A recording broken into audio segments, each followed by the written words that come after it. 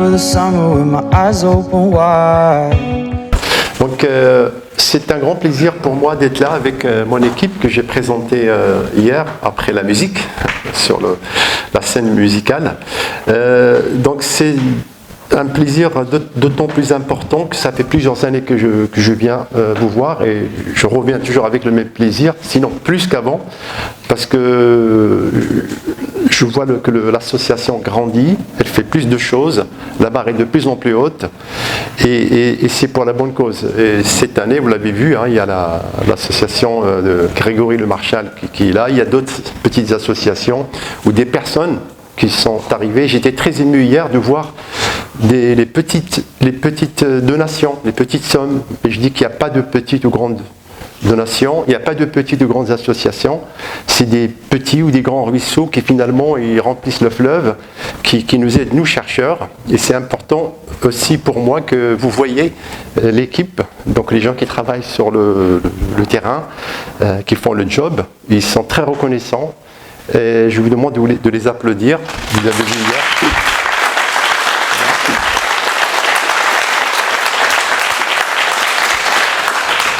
Et je tiens à le dire aujourd'hui parce qu'il y a un chercheur confirmé qui travaille depuis pas mal d'années sur la mucoviscidose. Il y a des jeunes futurs chercheurs qui travaillent sur la mucoviscidose. C'est vraiment une grande abnégation parce que ils auraient pu faire des études plus courtes et avoir un CDD ou voir un CDI et gagner leur vie et fonder une famille, etc. Elles ont fait le choix, Christy et Alban. Non mais c'est vrai, hein. Bon, vous allez fonder une famille quand même. Donc elles ont fait le choix quand même c'est un sacrifice de faire de longues études, c'est bac plus 10, plus 12 et beaucoup de sacrifices pour le plaisir de la recherche, parce que c'est un plaisir, c'est une passion, mais aussi pour la bonne cause. Hein. Je crois que l'un n'empêche pas l'autre. Hein. Donc voilà, c'est pour ça que je voulais qu'ils vous rencontrent. Ils rencontrent les parents des patients, les patientes peut-être aussi, et que vous voyez les gens qui travaillent. Et bien sûr, quand ces personnes vont présenter, vous leur posez des questions, et après, pendant le repas, ou même sur la moto, vous allez discuter avec eux. C'est un peu plus dangereux sur la moto quand même. Vaut mieux éviter. Alors donc, là ici, donc je présente l'équipe, tout le monde n'est pas là. Donc il y a Olivier Tabary qui est là, donc Nathalie, Christy, Gabriel qui n'est pas là, et donc moi-même, Alban et Inès, donc toute cette équipe travaille sur la mucoviscidose. Alors, mais il y a aussi les anciens. Il n'y a pas que l'équipe actuelle, il y a les gens qui sont passés dans mon laboratoire sur ma longue carrière. Il y a eu beaucoup de gens qui sont passés. Je ne présente que les gens qui ont travaillé sur la mucoviscidose dans les 5 dernières années. Il y en a peut-être une vingtaine d'autres qui travaillent sur le domaine depuis longtemps. Donc là, vous les avez tous. Et ce qui est intéressant à noter, c'est que c'est des gens qui viennent du monde entier.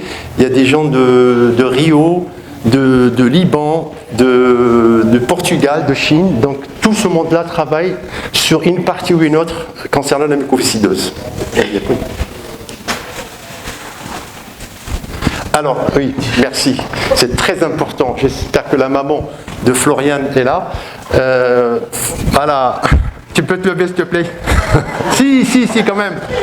Voilà, la fille Floriane. Ouais. Alors, pourquoi je parle de Floriane? Floriane, donc c'est important, c'est la fille de Madame Coste et qui est venue dans mon laboratoire il y a à peu près 2-3 ans pour travailler sur la mucoviscidose pour un petit stage de 3 mois, je crois. Et, il a été mordu par le virus de la recherche et là, je pense qu'elle va faire un doctorat, probablement sur la mucoviscidose. Donc, à la fois, c'est quelqu'un de l'association, mais aussi quelqu'un qui va travailler sur la mucoviscidose. Prochaine diapo, s'il te plaît. Alors, en fait, la mucoviscidose, tout le monde maintenant connaît à peu près la maladie génétique, et je n'ai pas besoin de revenir dessus. Elle se caractérise, mais on le verra tout à l'heure avec mes collègues, par la mutation du canal CFTR, mais aussi, ce qui est important à noter, c'est que les patients atteints de mucoviscidose, donc, la mortalité, elle est essentiellement due pas à la mutation elle-même, mais les conséquences de la mutation, qui sont une infection des poumons par des bactéries, par des tas excusez-moi le terme, de saloperies qui provoquent la mortalité. Et c'est important de savoir que les infections pulmonaires sont la première cause de mortalité par infection dans le monde, plus que le malaria, plus que le sida, plus que d'autres pathologies, et même plus que le Covid. Il faut le savoir, hein. Les gens meurent dans le monde avec des infections pulmonaires de toutes sortes. Et le problème, c'est aggravé par le fait qu'il y a de plus en plus de résistance, ça vous avez entendu parler, aux antibiotiques. Quand les antibiotiques ont été fabriqués et produits il y a plus d'un demi-siècle, c'était vraiment une révolution. Mais maintenant, on se rend compte que les antibiotiques, c'est pas automatique, ça ne marche pas tout le temps. Donc, c'est pour ça que des gens dans mon laboratoire travaillent sur des alternatives aux antibiotiques. Diapo suivante. Alors, depuis que je travaille avec l'association des motards, les finances qui m'ont été allouées, et je remercie encore l'association, on a travaillé sur différentes thématiques que vous voyez, le canal CFTR, son rôle dans la mucoviscidose, la recherche donc des molécules pouvant diminuer la production du mucus, parce que vous savez que le mucus est important dans la mucoviscidose, il faut les diminuer, et aussi des peptides antimicrobiens, qui peuvent être très importants, et je laisserai la parole tout à l'heure à Alban qui va vous parler de cet aspect. Par contre, les deux autres parties, ils seront abordés par Olivier et par Christy. Diapo suivante, s'il te plaît. Alors, un autre projet que va présenter, elle va évoquer Alban, elle ne va pas en parler beaucoup, mais elle va l'évoquer, c'est les huîtres. Les huîtres, c'est très bon, tout le monde le sait, mais les huîtres nous donnent des molécules qui nous permettent de lutter contre la résistance aux antibiotiques. En fait, ce sont des petites molécules, et je laisserai tout à l'heure à Alban le temps de développer un peu plus, mais tu pourras dire 2-3 mots, quoi. Voilà. Diapo suivante. Alors, l'aide qui nous a été allouée par l'association des motards nous a permis plusieurs choses. Donc, de connaître les mécanismes impliqués dans l'infection des patients, les mécanismes qui font que le mucus devient visqueux, par exemple, etc. Et dans un premier temps, cela nous a permis aussi de publier. Ça, c'est important. Vous savez, les chercheurs, quand on a des résultats, il faut les assembler dans un article scientifique, dans des revues spécialisées, qu'on publie dans les journaux qui sont lus par les médecins, par les scientifiques, pour savoir l'état des lieux des connaissances pour pouvoir avancer. Et après, ça permettra peut-être à l'industrie pharmaceutique de se saisir de nos connaissances pour les utiliser pour produire un médicament éventuel. Et donc, l'association des motards nous a aidés et nous a donc à publier des articles. Diapo suivante. Le premier article qu'on a publié, et donc c'était celui-ci dans lequel il y a plusieurs personnes de mon équipe qui sont co-auteurs. Et donc vous voyez, en fait, quand on publie un article scientifique, à la fin de l'article, il y a les remerciements. Et donc là, on précise les donateurs. Donc, vous voyez, les motards sont donc remerciés à la fin de l'article. Et donc, c'est un article que le monde entier lit dans les gens qui travaillent sur la mucoviscidose, mais pas uniquement. Et donc, voilà, l'association des motards est remerciée au même titre que la fondation Air Liquide, qui est quand même une grosse fondation. Diapo suivante. Mais il y a d'autres publications qui ne sont pas encore sorties, mais qui sont en cours. C'est une diapo rébarbative, mais ce n'est pas important. Juste pour vous dire qu'il y a un article 1 et un article 2 qui vont être publiés prochainement. Ce qu'il faut savoir, c'est que, encore une fois, grâce à l'aide qu'on a d'Air Liquide, de l'Institut Pasteur, de l'INSERM et des motards, on a fédéré un réseau dans lequel il y a des collaborateurs qui viennent du monde entier, qui nous ont aidés, avec qui on a collaboré, qui sont ici. Donc là, c'est un laboratoire d'Amsterdam, et là, c'est un laboratoire des États-Unis. Et donc, c'est qu'on appelle des co-publications dans lesquelles il y a plusieurs auteurs. Diapo suivante. Alors, il y a l'aspect donc purement scientifique dans des revues spécialisées, mais il y a ce qu'on appelle la vulgarisation, c'est-à-dire des communiqués de presse. Donc l'Institut Pasteur a publié en 2021 un communiqué de presse sur ce qu'on fait dans mon laboratoire dans la mucoviscidose. Et donc là, c'est voilà, un petit résumé sur la mucoviscidose. Et diapo suivante. Voilà, à la fin de ce communiqué, donc encore une fois, l'Institut Pasteur a à préciser la contribution des motards, encore une fois, au même titre que la Fondation Air Liquide. Diapo suivante. Voilà. Donc là, je laisse la parole à Olivier pour un peu plus de, disons, de précision sur la recherche dans le domaine.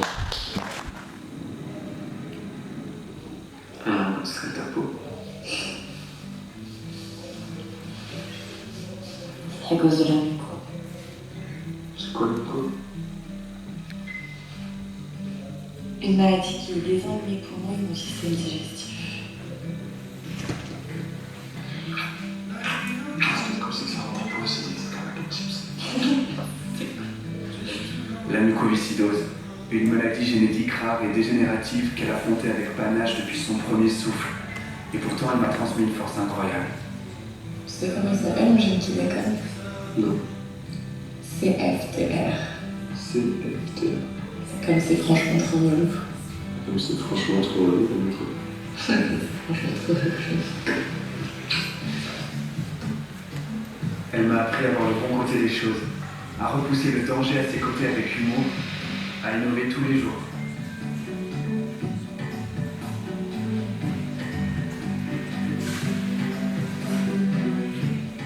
La mucoviscidose rythme notre quotidien.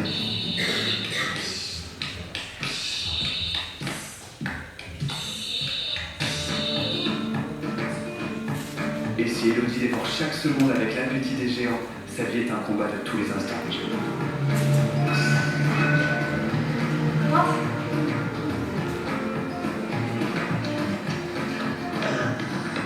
Seulement parfois, il arrive que cette maladie sournoise et invisible gagne du terrain comme ça, sans prévenir. On sort la tirade de guerre pour qu'elle puisse retrouver un peu de souffle et suivre des cures d'antibiotiques d'une quinzaine de jours pour se remettre d'aplomb. Je l'aime. Même à terre, elle est belle. Même à terre, une force inouïe émane d'elle.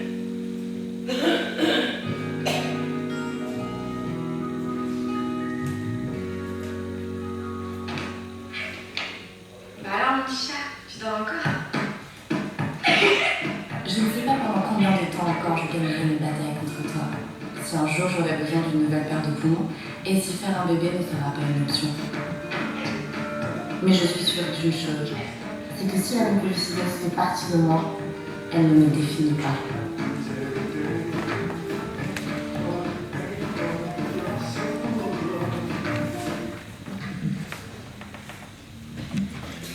Voilà, donc la recherche a permis, l'argent que vous pouvez collecter permet effectivement de faire avancer la recherche. Pour les patients, en fait, quand on travaille sur les patients, le but c'est d'essayer d'apporter quelque chose, notre petite brique en fait à ces patients. Donc là je vais aller un peu plus, on va dire, dans le scientifique. Donc comme ça a été dit, la mucoviscidose c'est dû à la mutation du gène CFTR. Donc c'est une petite brique en fait qui marche mal et qui va avoir plein de conséquences. Donc en gros il y a un peu plus de 7000 patients en France avec 200 nouvelles naissances chaque année.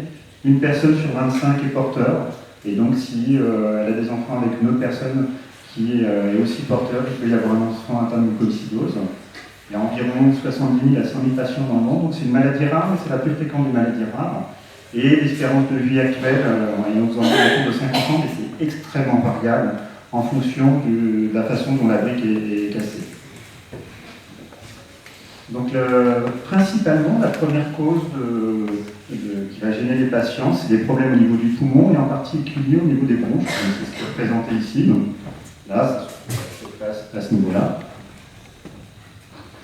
Et en fait, dans ces bronches, c'est un petit tapis qui est tout le long, qui sert en fait à défendre l'organisme de toutes les pollutions, du pollen, mais aussi des bactéries et des virus.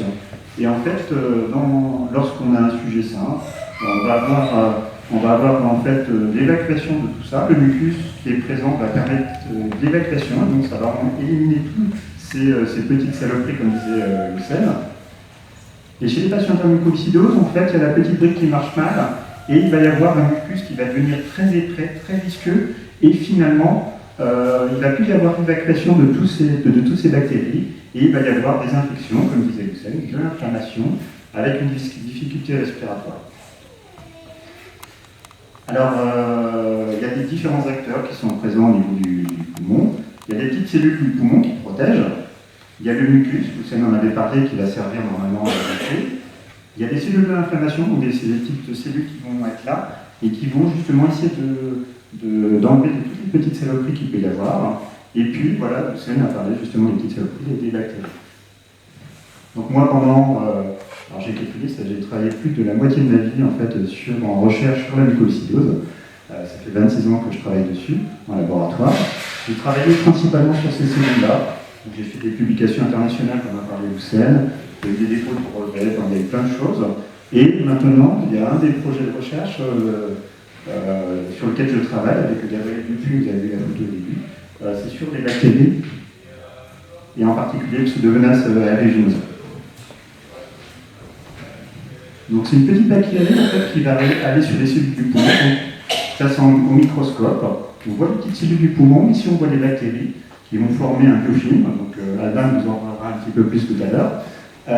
Et ces petites bactéries en fait, vont attaquer les cellules avec en particulier des toxines. Donc, la petite bactérie va aller sur la cellule et lorsqu'on regarde à plus fort grossissement ici, la petite bactérie en fait, va avoir une petite seringue qui va injecter en fait, ces toxines, donc la bactérie est là, la cellule est là, et va mettre en fait, ces petites toxines dans la cellule. Alors, ces petites toxines, en fait, elles ont un rôle de tuer la cellule. Alors, la bactérie va essayer de tuer la cellule parce que ça lui permet d'avoir de quoi manger pour se proliférer, pour se multiplier. Et ça va provoquer donc la mort de la cellule. Donc ces toxines, normalement, c'est des substances qui sont toxiques, c'est avec une définition. Donc la bactérie va faire ça, va faire tuer des cellules. Après, la bactérie va se multiplier là, puis après, elle va tuer plein d'autres cellules qui sont à côté. Donc au laboratoire, en fait, on utilise des bactéries comme ça, que l'on a, et on les met sur les petites cellules du poumon. Ça, c'est les petites cellules du poumon qui sont là. Et on regarde comment les cellules du poumon vont en fait être détruites par la bactérie. Donc les bactéries, on ne les voit pas, c'est tout petit, mais on voit les cellules du poumon. Donc au cours du temps, c'est une petite vidéo, on voit en fait les petites cellules blanches qui apparaissent et les cellules qui meurent. Et en fait, on a des bactéries normales, on a des bactéries qui ont enlevé une des toxines XOY pour voir ce que ça faisait. Et on se rend compte en fait que lorsqu'il n'y a pas cette petite toxine XOY, en fait, il va y avoir plus de cellules blanches, c'est des cellules qui sont mortes. Donc en fait, on en déduit que lorsqu'il n'y a pas XOY, la bactérie est plus dangereuse. Donc après, on va essayer de regarder chez les patients s'il y a des patients qui ont ces bactéries sans XOY, par exemple. Donc le but là, c'est vraiment de comprendre en fait ce qui se passe. C'est vraiment fondamental, essayer de voir comment on peut agir derrière. Donc le but de ce travail, par exemple, c'est de comprendre le rôle de ces toxines, puisqu'elles sont atténuées en fait l'effet de la bactérie sur les cellules du poumon. Alors maintenant, on essaye de comprendre pourquoi, comment, et est-ce qu'on pourrait utiliser cette petite arme, en fait, ce petit XOY qui protège la cellule, pour essayer d'améliorer la vie des patients. Donc ça, c'est des travaux qui sont très très fondamentaux. Et maintenant, Alban va vous présenter des travaux qui sont un petit peu plus appliqués. C'est justement, Lucien a parlé de résistance, j'ai parlé de biofilm, donc Alban va vous parler de tout ça. Donc si vous avez des questions à la fin, ça sera avec plaisir qu'il y répondra.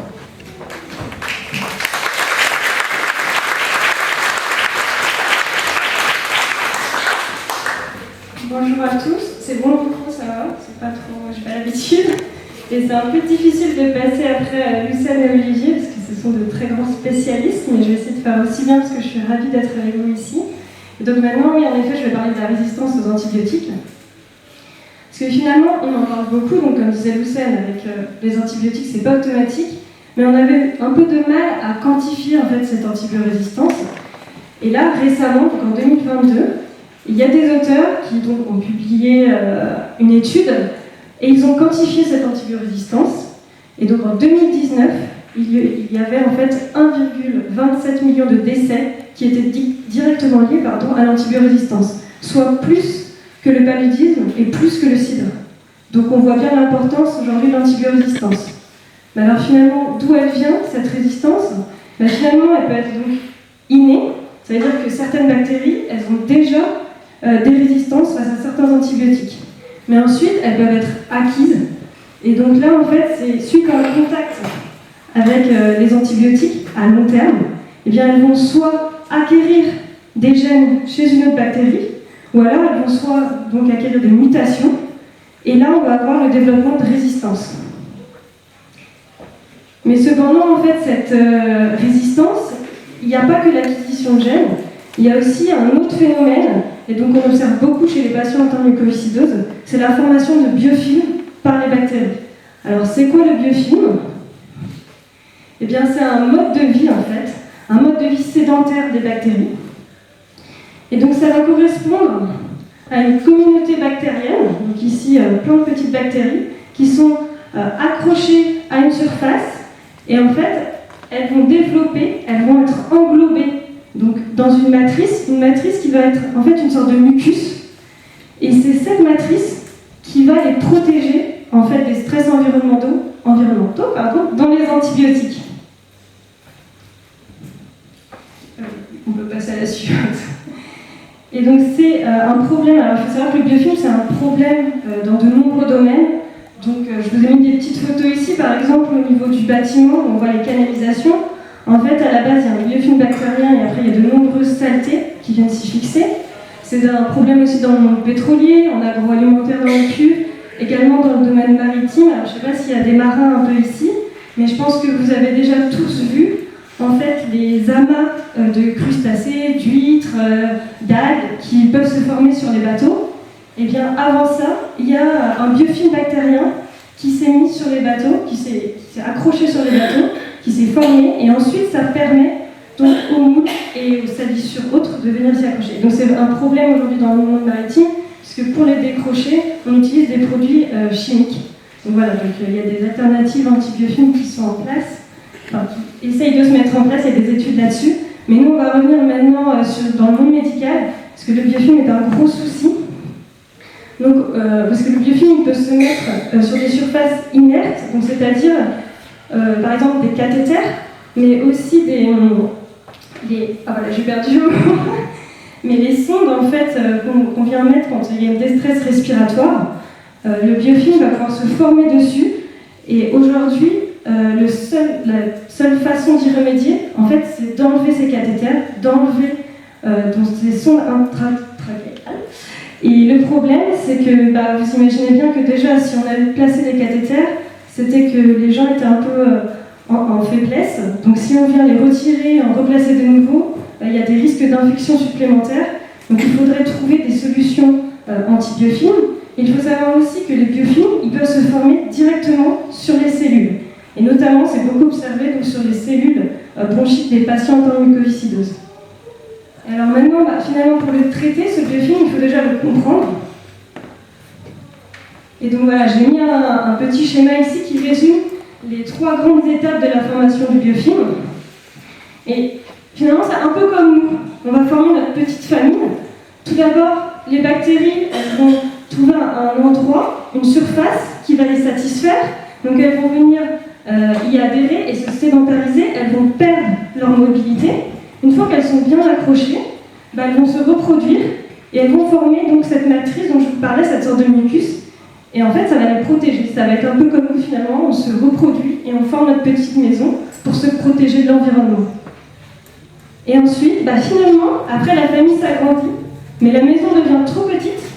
Et donc là, il va y avoir une petite partie de la population, donc les enfants, qui vont donc s'échapper, redevenir mobiles et s'échapper pour aller coloniser donc d'autres surfaces, d'autres environnements.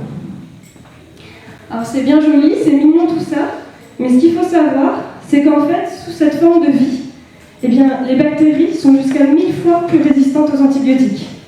Donc c'est un vrai problème.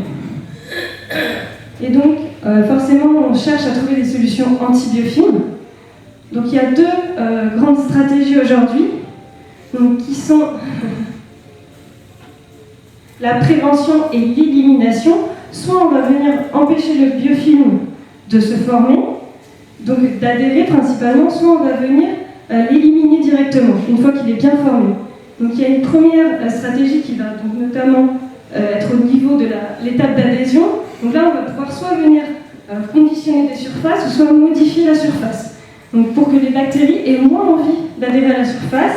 Et on peut aussi les conditionner voilà, avec par exemple des molécules antibactériennes ou alors antibiofilms. Ensuite, on peut venir éliminer le biofilm en venant dégrader donc, la matrice, la sorte de mucus, ainsi les bactéries ne seront plus protégées.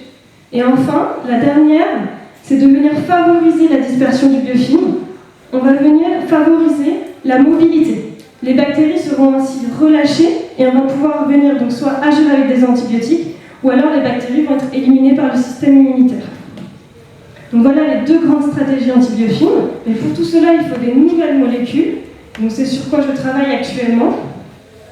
Donc sur les, comme l'a dit Lucène, sur les peptides antimicrobiens.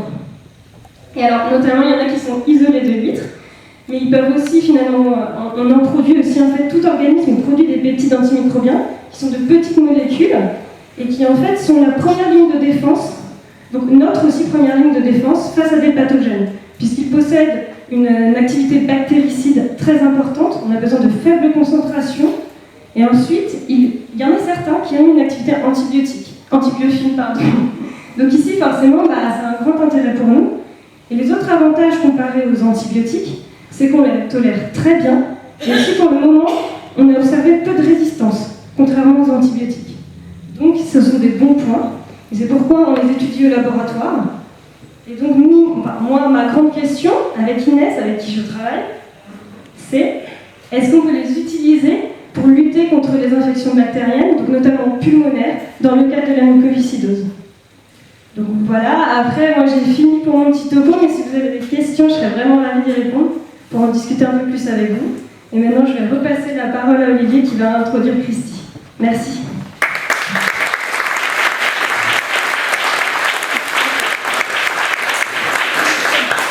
Donc, comme je vous le disais au départ, en fait, la première chose c'est de comprendre. Pourquoi comprendre? Tout simplement, c'est ce qu'a présenté Alban. Le fait de pouvoir comprendre va permettre d'utiliser en fait les faiblesses. On va essayer de trouver des faiblesses en fait dans ce qui se passe dans la bactérie, dans la cellule, etc. pour essayer d'y remédier. Donc là, c'est des traitements, on va dire, plus symptomatiques lors d'infections qui pourraient avoir un avenir assez important. Et maintenant, en fait, on a une autre approche que j'ai avec Christy qui avait représenté, c'est d'essayer de trouver de nouvelles thérapies. Il y a des thérapies qui sont actuellement sur le marché, mais comme je le disais, elles ne concernent pas tous les patients. Donc Christy va vous en parler un petit peu plus.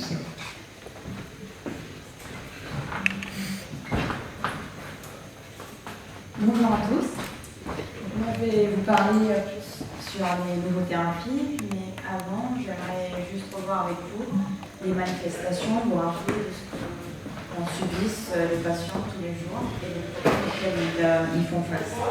Donc, comme vous le savez, c'est CFTR qui est la cause de tout problème chez les patients atteints de mucoviscidose. Et donc, comme on peut le voir là, en fait, ça c'est chez un patient, une personne saine.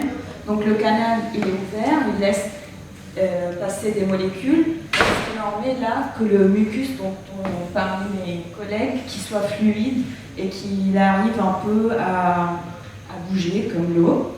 Et donc quand le canal chez les patients atteints de mucoviscidose il n'est pas ouvert, donc c'est une sorte de tunnel qui est bouché. Donc ça va empêcher les molécules de passer, ce qui va empêcher le mucus d'être fluide, il va devenir épais, il va venir s'entasser et donc il va boucher on va dire, le tunnel. Donc tout ce qui est des tunnels de conduite, ils vont être bouchés et donc ça va permettre de boucher les bronches, ce qui va nous mener à des manifestations pulmonaires qui sont la première cause de mortalité et de morbidité chez les patients atteints de mucoviscidose, mais pas que. Donc on va avoir aussi des manifestations au niveau du pancréas, on va avoir des manifestations biliaires, digestives au niveau de l'intestin, c'est pour cela ils ont plein de maux intestinaux, et aussi, surtout les patients hommes, ils vont avoir des manifestations génitales et donc des problèmes de fertilité. Donc, vu qu'on a toutes ces manifestations, les traitements qui ont longtemps été donnés, c'était des traitements symptomatiques. Donc, on traitait vraiment ce qu'on voyait, les symptômes. Donc pour cela, les patients ils devaient avoir une alimentation qui était riche. Ils mangeaient, ils ont des alimentations spécifiques pour eux. Ils ont aussi droit à plein d'oxygénothérapie. Ils ont droit à plein de kinéthérapie pour sortir le mucus. Et éventuellement aussi, quand ça commence à aller mal, on les transplante avec des transplantations pulmonaires surtout.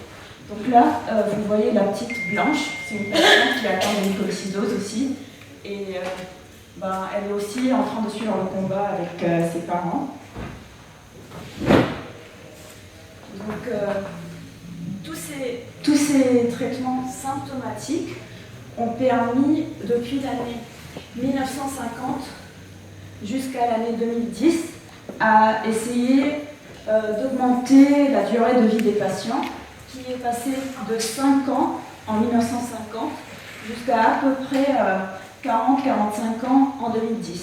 Donc c'était tout ce qui était traitement enzymatique, diététique, respiratoire, tout ça. Ça a permis d'améliorer, mais tout ça, ça reste curatif. Donc ça traite juste les symptômes. Ça ne traite pas le problème de base. Donc pour ça, depuis 2012, la compagnie Vertex, qui est une compagnie américaine, elle a commencé à produire des traitements qui sont dits curatifs et donc qui essayent vraiment de régler le problème de base et pas que les symptômes.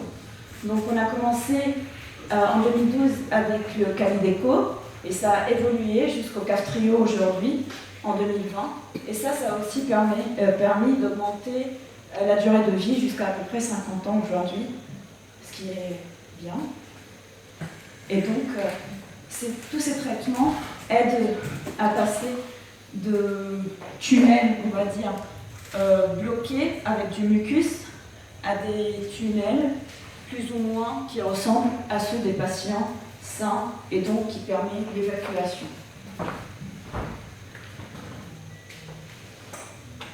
Sauf que, malheureusement, tous ces traitements, c'est bien, mais il y a toujours des patients qui ne sont pas éligibles à ces traitements, donc qui ne sont toujours pas traitables. Il y a des patients qui ne répondent pas à ces traitements, et il y a des patients qui continuent aussi à développer des effets secondaires. Donc tout ça, c'est bien, mais il faudra continuer, essayer de trouver d'autres solutions, des solutions alternatives.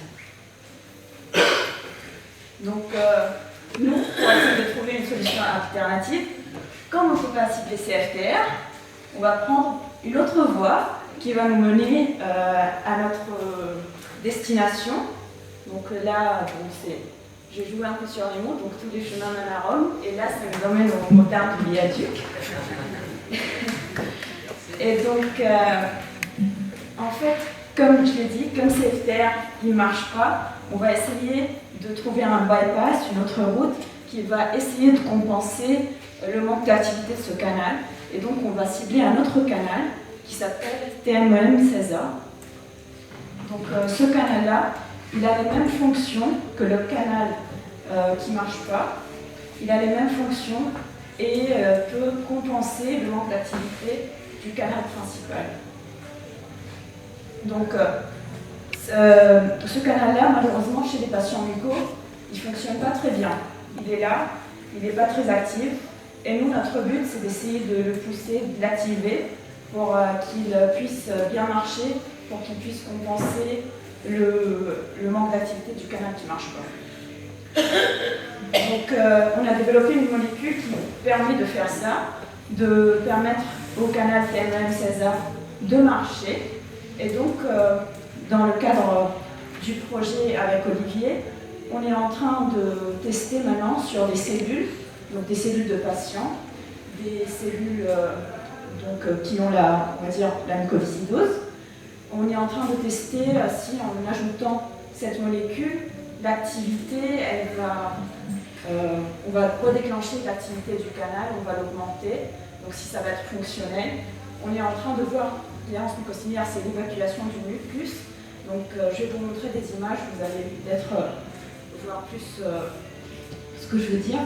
Donc voir que le mucus, il part, il sort. on est en train de voir si ça joue sur les infections, inflammations, et si la molécule en soi, elle ne cause pas d'effets secondaires, parce que, comme on sait, un traitement, il ne peut pas être toxique, sinon, ça ne sert à rien. Il ne peut pas avoir d'effets secondaires, il faut qu'il soit spécifique, qu'il cible vraiment une cible, et qu'il ne parte pas dans tous les sens.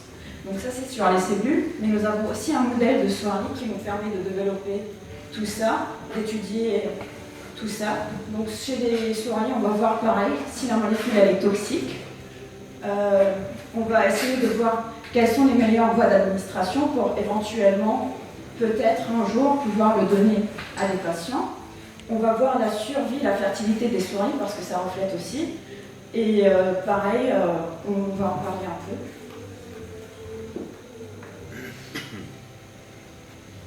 Donc là, c'est des cellules, comme vous avez montré Olivier, en dessous, donc les cellules de patients atteints de mucoviscidose. Donc ces cellules, on va les traiter avec la molécule, on va leur donner la molécule. Après, ce qu'on a mis dessus, c'est des billes, des petites billes fluorescentes, donc, qui vont être sur la surface des cellules. Donc les cellules, c'est une sorte de tapis. On va mettre les billes, on va regarder en microscope, donc en agrandissant l'image. Et donc là, les cellules qui ne sont pas traitées, tous les points que vous voyez là en train de se déplacer, c'est les billes. Donc elles se déplacent lentement. Alors, quand les cellules sont traitées, ces billes, elles se déplacent plus rapidement, ce qui reflète un peu ce que fait les mucus avec les bactéries, avec toutes ces saloperies. Et du coup, il essaye d'évacuer, de faire sortir tout ça. Donc on a vu que avec le traitement, ça marche mieux. Après, on a c'est les billes, pareil, c'est les petits dessins, je ne sais pas qui m'avait dit ça. C'est des billes qu'on suit, donc on essaye de tracer leur trajectoire. Et là, on voit que les trajectoires sont courtes, et là, pour en même temps, elles passent plus rapidement et elles se font, on va dire. Donc ensuite, je vous présente des modèles souris. Là, c'était vraiment pour regarder comment la molécule se disperse dans le corps, où elle va, dans quel organe. C'est plus pour étudier la spécificité, la toxicité. Donc on a essayé plusieurs différentes voies. Je ne vais pas entrer dans les détails, mais c'était juste, ça nous permet de voir où se place la molécule, dans quel organe et ce que ça fait. Donc ensuite, il faut savoir que les souris atteintes aussi de mucoviscidose, elles meurent très tôt. Donc à 36 jours, elles sont déjà mortes si elles ne sont pas traitées. Parce que pareil, elles ont des obstructions, ça bouche et ça cause leur décès. Donc quand on traitait nos molécules, nos souris avec la molécule, on a remarqué que la survie avait augmenté jusqu'à à peu près 200 jours. Donc c'est passé de 36 jours chez les cellules qui n'ont pas droit à la molécule jusqu'à à peu près 200 jours, sachant que la vie d'une souris, c'est à peu près de 400 jours, plus ou moins. Donc ce qui était bien, ça reflétait, ça nous montrait que ça marchait et que ça permettait d'augmenter la durée de vie des souris atteintes de mucoviscidose. Et pareil, ce modèle-là de souris atteinte de mucoviscidose, c'est pareil comme chez les humains. La souris mâle, elle ne peut pas se reproduire, donc elle ne peut pas avoir de bébé. Et donc on a remarqué que quand on traitait la souris mâle avec la molécule, elle arrivait à se reproduire et ça, elle arrivait à avoir des bébés, donc ce qui résout un peu le problème de fertilité. Donc je vais m'arrêter là. J'aimerais remercier tout le monde et j'aimerais remercier les motards du Béaduc pour nous avoir accueillis. Vraiment, c'était un accueil très chaleureux. On est très contents d'être là parmi vous. C'est vous qui nous donnez la motivation à continuer à travailler, qui concrétisez vraiment notre but. Et c'est vous, on travaille pour vous. Donc merci beaucoup.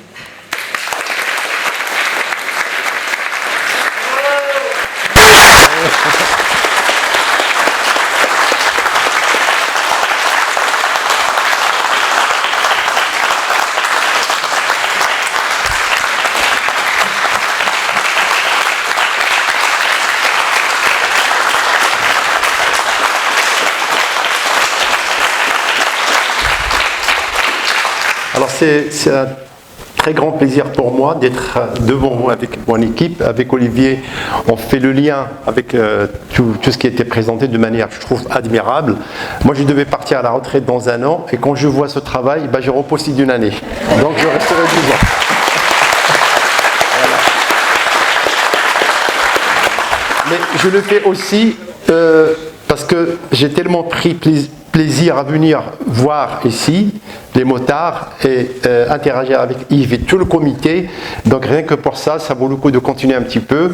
Et voilà, c'est un grand plaisir. J'ai rien d'autre à ajouter sur le plan scientifique. Ça a été vraiment, à mon avis, admirable.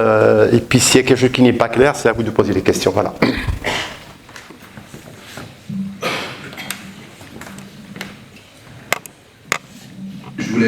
J'ai pas de question en fait. J'ai juste envie de vous remercier parce que c'est bien de vous voir en dehors de vos bulles, de vos bocaux, en train de travailler pour tous nos patients. Et puis vous êtes jeune quoi. Alors moi je suis abasourdi.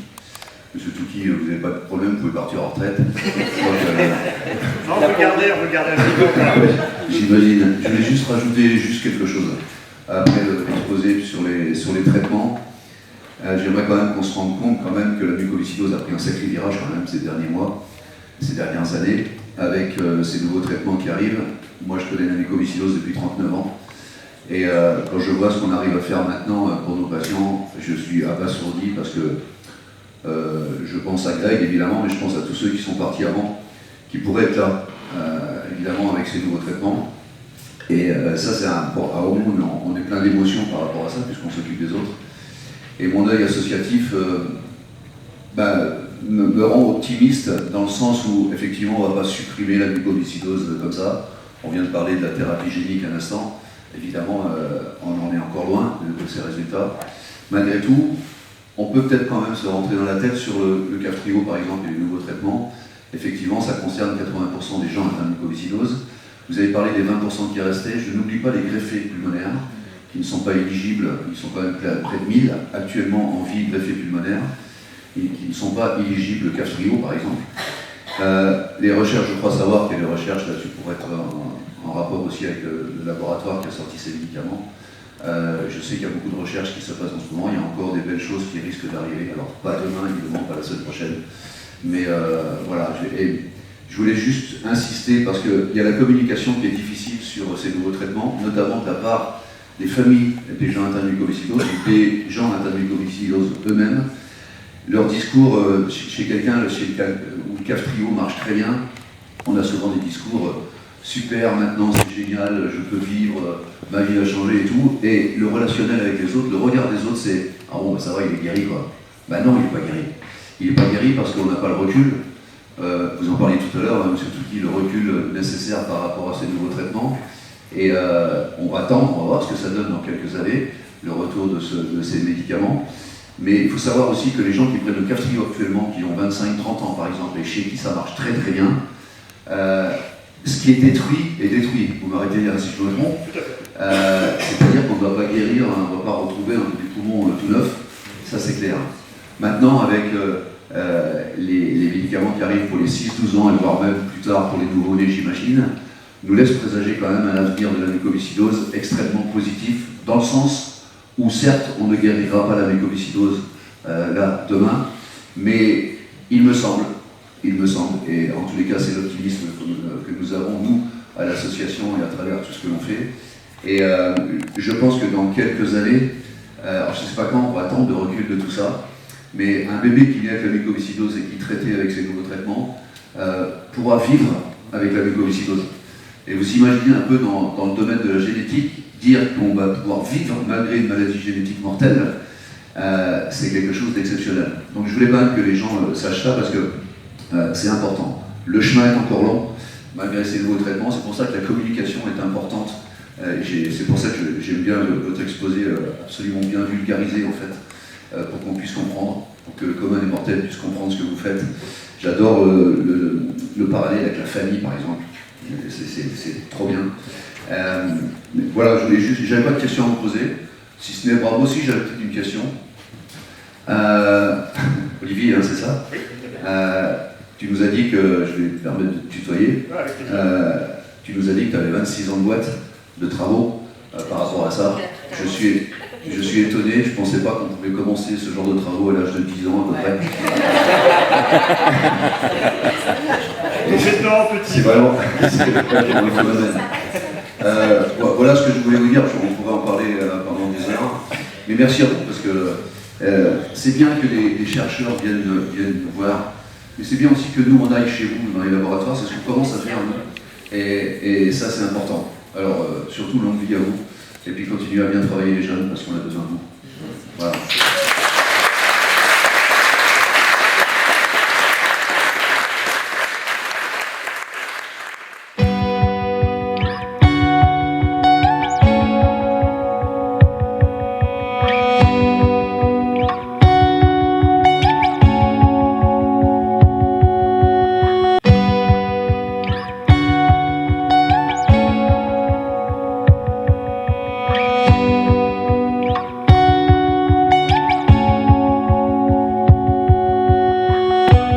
I was alive, going down for the summer with my eyes open wide.